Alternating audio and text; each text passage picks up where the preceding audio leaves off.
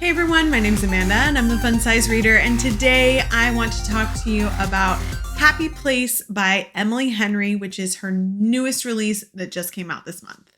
If you've been following along with my channel for a long time, you know that I am a fan of Emily Henry. I really like her books. I've been reading since Beach Read came out. I know she has some other ones I think that came out before, but I think some of them are like co-written and I haven't jumped into those yet. Her solo books, her books that are published with her current publisher, I've loved every single one of them. And of course, when Happy Place was coming out, I knew I was going to have to read it right away. But there was something about this book, just initially, that I did not love. And you guys know this. I hate when your previous books are released in paperback, like the romances all are released in, and then all of a sudden your next romance is a hardcover. I hate it. I hate it so much. I didn't buy this book. I don't have it to physically show you because it's not going to fit or look well on my romance shelves. Sadly, I don't have the physical book in my hand, but I will say that if that didn't bother me, I would want to have a copy of this book. I do have it on my Kindle, so I can reread it at any time. I bought it. I didn't want the hardcover. So that was one little annoyance about the book. Whatever. There's nothing I can do about it. I went into this book blind. Completely blind, so I truly knew nothing.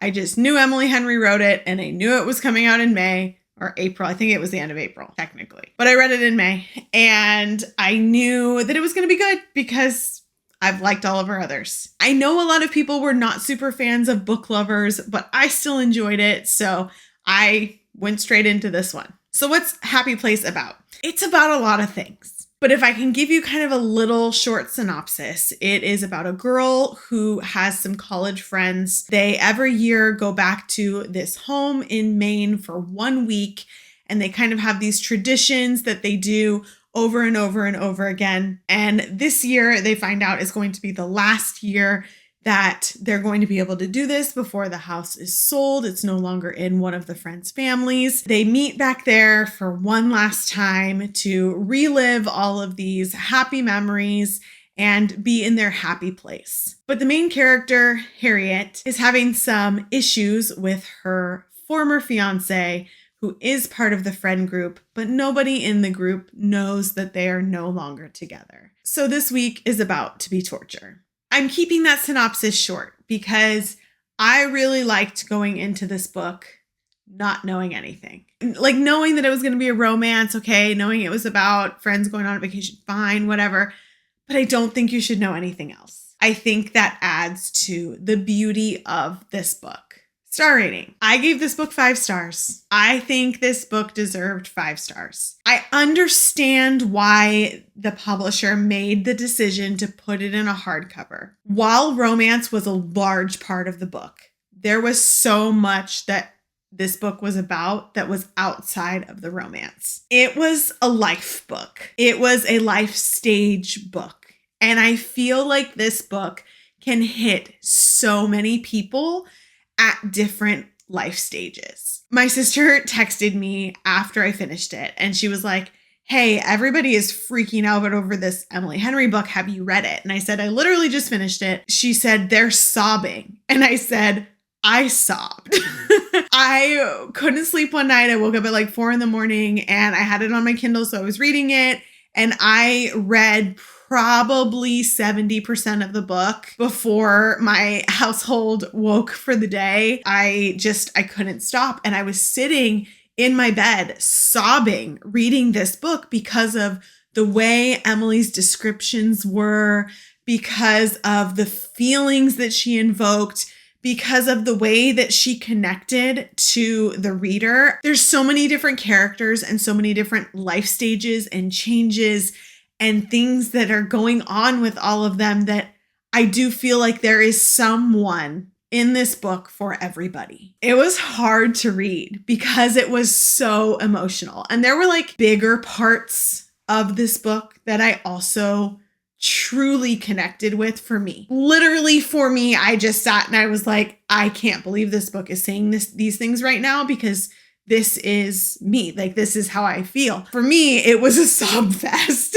I think it was the first book of the year that I've cried in, you guys. So like, I've gotten a little teary in others, but I ugly cried. I ugly cried. And yeah, I'm hormonal, whatever. It was more than just that. And it's not just me that's ugly crying at this book. I told my sister that, because my sister is a lot younger than me, she was asking if she would like the book.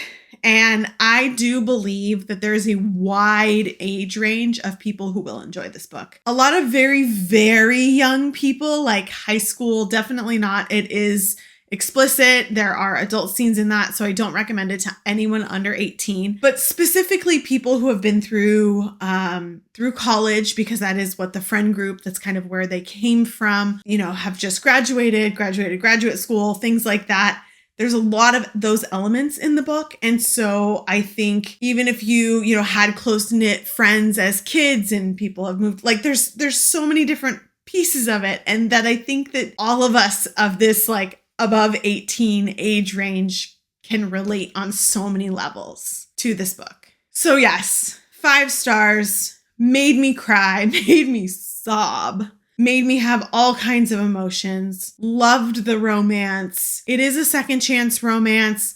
I don't really believe that it is a miscommunication. I think people could classify it as a miscommunication romance, but for me, I didn't see it as that. For me, I saw it as a making sacrifices for another person romance and just not talking about it. And I didn't classify that as the typical miscommunication tropes that we've seen in other romances that you're like, oh, miscommunication, I hate this. No, for me, it wasn't that. It was something very different. So along those lines, spice rating.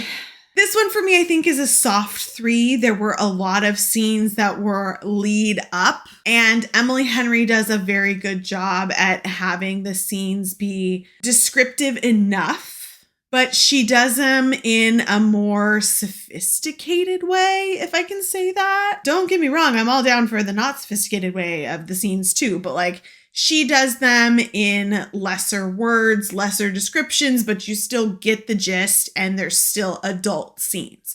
So they're still 18 and over. So this one was a soft 3 for me. Could have been a 2, but definitely a soft 3.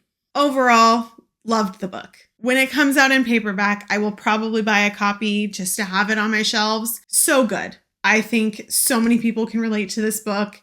Great romance. Loved it. I just loved it. I also really love when authors like poke at their other books. There's a lot of authors that I read, especially romance ones, that do it. And it's not really like Easter eggs. Like, she flat out talked about book lovers and how everybody hated it in the book. And I thought that was really funny. I was laughing. Well, silently, because I was reading it in my bed. But I was laughing when I saw that and read that she said, oh yeah, it was about these publishers and the critics hated it. I was like, you're funny.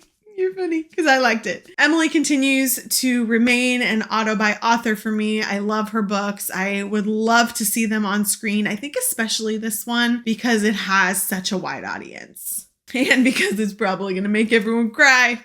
Let me know what you think if you have read the book. If not, you should definitely consider picking it up. I will put a link for it in the description down below. And don't forget, you can also find me on all the social media. And I'll see you guys next time.